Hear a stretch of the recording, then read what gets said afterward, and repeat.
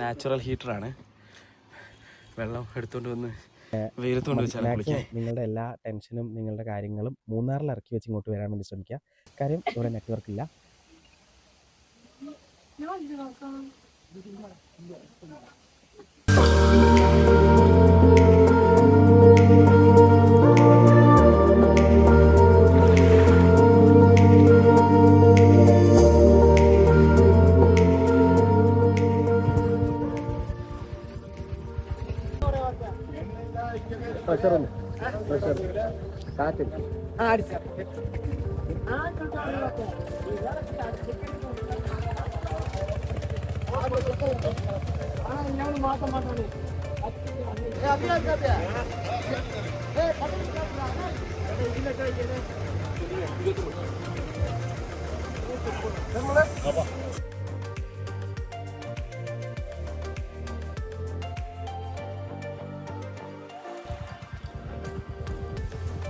രാവിലത്തെ ഞങ്ങളെ യാത്ര ചെലന്തിയാർ വാട്ടർഫാളിലേക്കാണ്. അതിൻ്റെ അടുത്ത് തന്നെയാണ് ടൈഗർ കേവ്.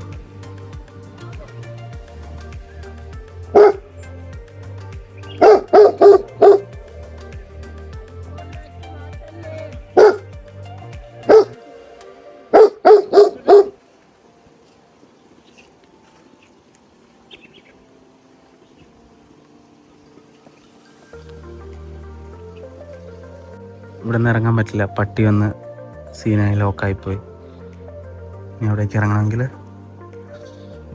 ഈ ടെൻ്റ് ഹൗസിലെ ആള് വന്ന് പട്ടീനെ ലോക്ക് ചെയ്യണം. തിരിച്ചു പോകേണ്ടി വരും എന്ന് വിചാരിച്ചിരിക്കുമ്പോഴാണ് ഇവിടെ ഒരു ഫ്രണ്ട് കഴിഞ്ഞ ദിവസം ഞങ്ങൾ വിളിച്ചത് ഓർമ്മ വന്നത്. അവൻ ഇവിടെ തന്നെ ഒരു ടെൻറ്റ് സ്റ്റേ നടത്തുന്നതാണ്. അപ്പം പിന്നെ അവൻ വണ്ടിയായിട്ട് ഞങ്ങളിങ്ങനെ ട്രാപ്പിലാന്ന് പറഞ്ഞപ്പം അവൻ വണ്ടിയായിട്ട് വന്നു.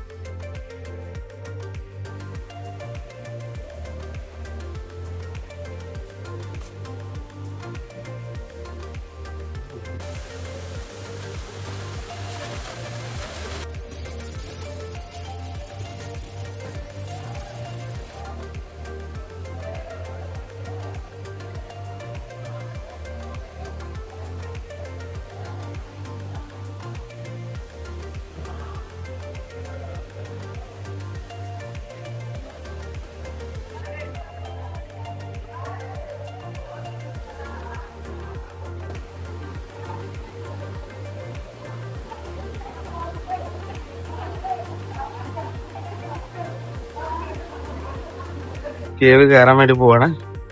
ഈ കേവ് ഇതിലേ കയറിയിട്ട് അതിൻ്റെ ഉള്ളിൽ കൂടെ പുറത്തൂടെ ഇങ്ങോട്ട് വരാനുള്ള വഴിയുണ്ട്. നമുക്ക് ജസ്റ്റ് ഒന്ന് കയറി നോക്കാം. അവിടെ ഒന്നും പോന്നിട്ടില്ല.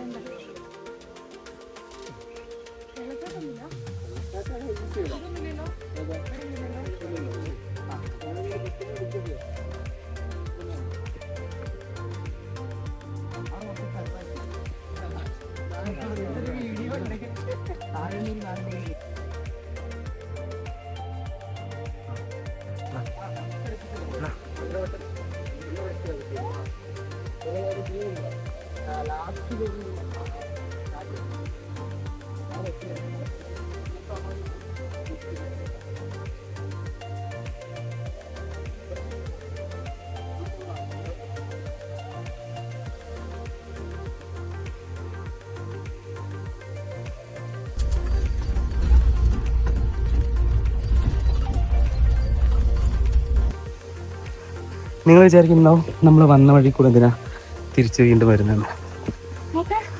ഫോണ് കളഞ്ഞിട്ട് കാടായ കാട് മുഴുവൻ തിരഞ്ഞു വന്നതാണ്. അവസാനം കൂടെ വന്നവര് അവരെന്നെ ഫോൺ എടുത്തു തന്നെ. എന്നിട്ട് ഫോണ് കളഞ്ഞിട്ട് പറയാം ഞാനാ കളഞ്ഞെന്ന്.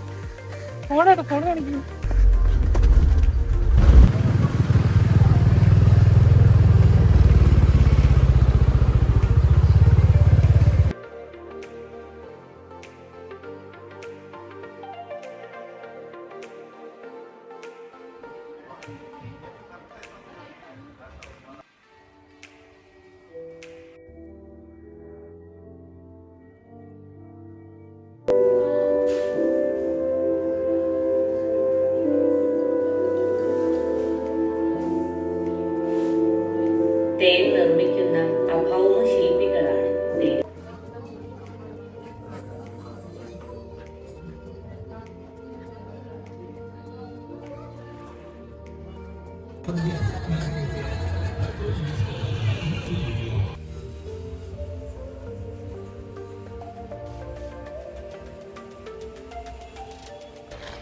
ഞങ്ങൾ ഇന്നലെ നിന്ന ടെൻ്റാണിത്. ഇതൊരു വെറൈറ്റി ടെൻ്റ്, ഇവിടെ കാണാത്തൊരു രീതിയിലുള്ള വേറൊരു ടെൻ്റാണ്. 3 പേർക്ക് വരെ ഉള്ളിൽ നിൽക്കാൻ പറ്റും ഓരോന്നിൻ്റെ ഉള്ളിൽ. ഇത് 1500 രൂപയാണ് സാധാരണ സീസൺ ടൈമിലൊക്കെ ആവാറ്. പക്ഷെ ഇന്നലെ ഇട ദിവസവും അതുപോലെ ആൾക്കാരൊന്നും അധികം ഇല്ലാത്തതുകൊണ്ട് നമുക്ക് 800 രൂപയ്ക്കാണ് കിട്ടിയത്. കുഴപ്പമില്ലാത്തൊരു ടെൻ്റ്. ഇതിൽ ഇങ്ങനെയാണ് വരുന്നത്. ഒരു ബെഡ്, ഒരു 3 പേർക്ക് കിടക്കാം. അതുപോലെ ഇവിടെ 2 സോക്കറ്റ് വരുന്നുണ്ട്. ഇത്ര തന്നെ ഉള്ളൂ. പക്ഷെ ഇത് വേറൊരു എക്സ്പീരിയൻസ് തന്നെയായിരുന്നു കേട്ടോ. നമ്മൾ സാധാരണ ഒരു ടെൻ്റല്ല, ഇതൊരു വെറൈറ്റി ടെൻ്റ്. രാത്രി മഞ്ഞ് വീഴുന്നതൊക്കെ ഈ ഷീറ്റിൻ്റെ മേളിൽ വീണിട്ട് അതൊക്കെ ഇങ്ങനെ നമുക്ക് മഴ പെയ്യുന്ന സമയത്ത് കിട്ടുന്ന ആ ഒരു ഫീലിൽ എൻജോയ് ചെയ്ത് കിടക്കാനൊക്കെ പറ്റും. നമ്മളുടെ നാച്ചുറൽ ഹീറ്ററാണ്. വെള്ളം എടുത്തുകൊണ്ട് വന്ന് വെയിലത്തുകൊണ്ട് വെച്ചാണ് കുളിക്കാൻ.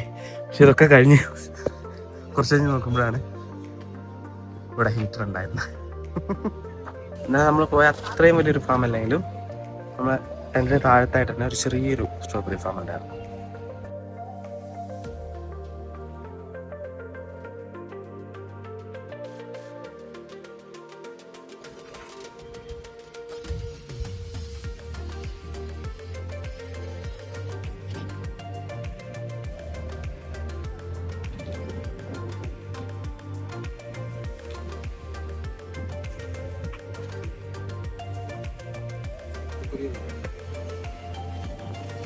എനിക്ക് തരുമോ?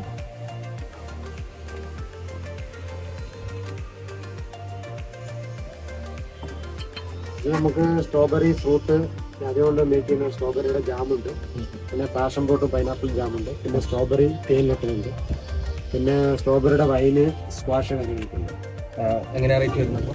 സ്ട്രോബെറി ജാമാണെങ്കിൽ 150, പിന്നെ സ്ട്രോബെറി വൈനാണെങ്കിൽ 300, പിന്നെ പഴയതാകുമ്പോൾ 400-500 അത് ലിറ്റർ ലിറ്ററിനകത്ത്. പിന്നെ സ്ട്രോബെറി തേനിലിട്ടാണെങ്കിൽ 250.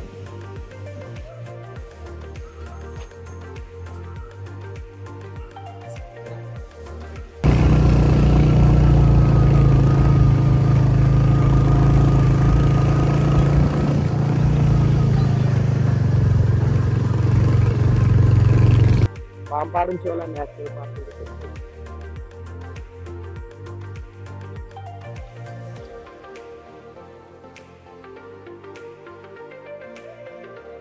ഇപ്പൊ നമ്മൾ പോകുന്നത് അമ്പാടുംചോല നാഷണൽ പാർക്ക്. നമ്മൾ അന്ന് വരുന്ന സമയത്ത് രാത്രി ആയതുകൊണ്ട് വീഡിയോന്നും നമുക്ക് കിട്ടിയിട്ടില്ല. ഇവിടെ വണ്ടി നിർത്താൻ പാടില്ല. വണ്ടി നിർത്തുന്നത് നമുക്കും ഇവിടുത്തെ ആനിമൽസിനും നല്ലതല്ല. അതുപോലെ ഇവിടെ വണ്ടി നിർത്തുന്നത് കുറ്റകരമാണ്, ശിക്ഷാർഹമാണ്. അപ്പൊ നമ്മൾ പതുക്കെ പോയാൽ മതി. ഒരു 20 സ്പീഡിലൊക്കെ പോയി നമുക്ക് ആസ്വദിച്ച് അങ്ങനെ പോയാൽ മതി.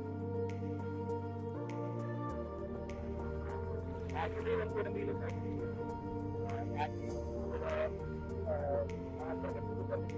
സാധാരണ ഉണ്ടാവാം. പക്ഷെ അധികം രാത്രിയോ വൈകുന്നേരമോ ആയിരിക്കും. രാത്രി കുറവാണ്.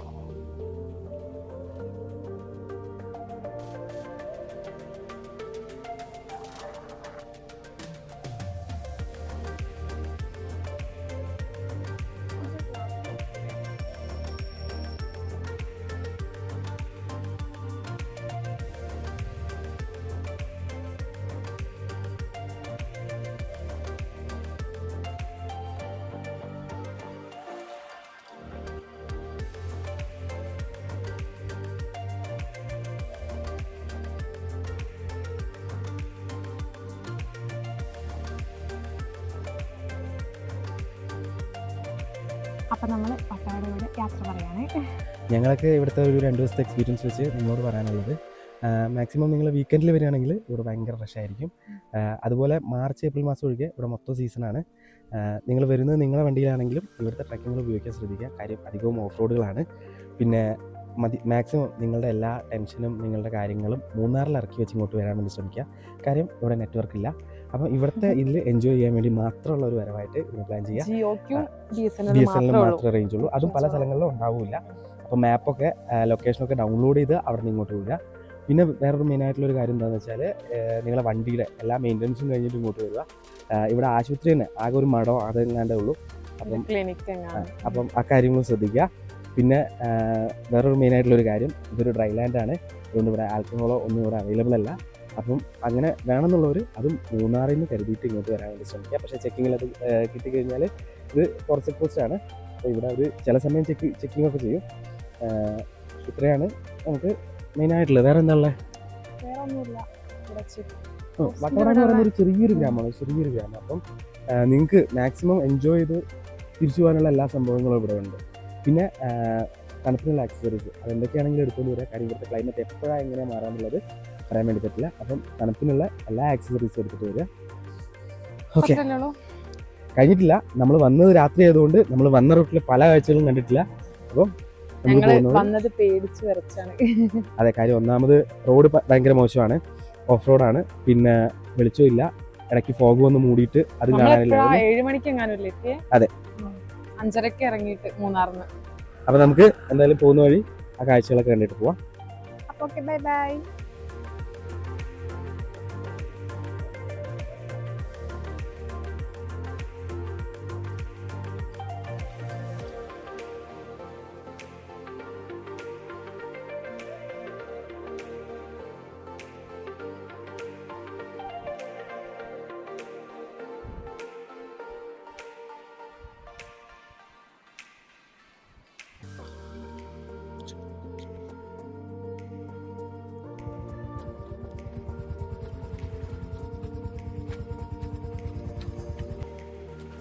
ഇവിടെ തിരിച്ചു വന്ന വഴിയിലാണ് കുണ്ടള ഡാം കണ്ടത്.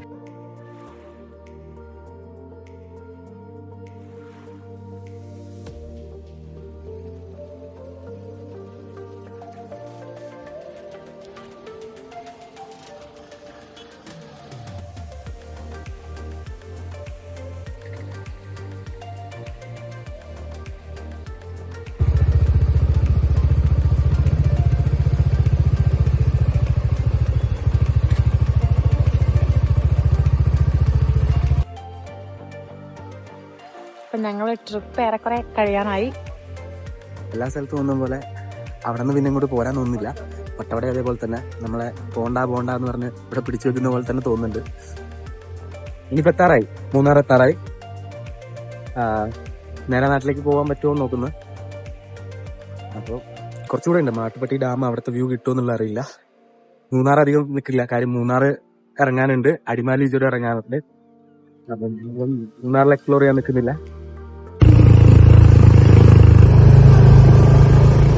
ഒരുപക്ഷെ കിലോമീറ്ററുകൾ പിന്നിട്ടിട്ടുണ്ടാകാം, പക്ഷേ ഓർമ്മകൾ പിന്നിട്ടത് ഹൃദയമാണ്. ഓരോ യാത്രയും നമ്മളെ പുതിയ വഴികൾ പരിചയപ്പെടുത്തുക മാത്രമല്ല ചെയ്യുന്നത്, മറിച്ച് ജീവിതം എത്ര മനോഹരമാണെന്ന് ഓർമ്മിപ്പിക്കുകയാണ്. യാത്രകൾ ദൂരം അളക്കാൻ വേണ്ടി മാത്രമല്ലല്ലോ, ജീവിതത്തെ ആസ്വദിക്കാൻ കൂടി വേണ്ടിയുള്ളതാണ്.